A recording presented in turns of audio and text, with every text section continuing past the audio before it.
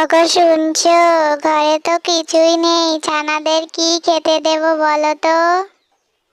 তুমি একটু বাজারে গিয়ে দেখো তো খাবার পাও কিনা। না হলে তো বাচ্চারা না খেয়ে মরবে। মিনু তো কিছু না খেয়েই রাগ করে বসে আছে। এই দেখো বাচ্চারা চলে এসেছে, এখন তুমি বলো আমি এদের কি খেতে দেবো।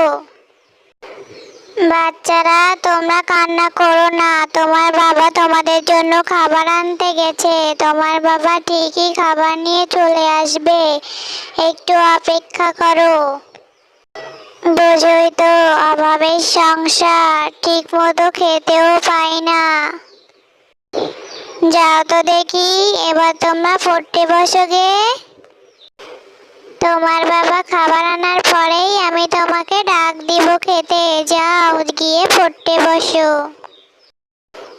বন্ধুরা, আমার ভিডিওটি ভালো লাগলে অবশ্যই লাইক, কমেন্ট এবং সাবস্ক্রাইব করে দিও প্লিজ।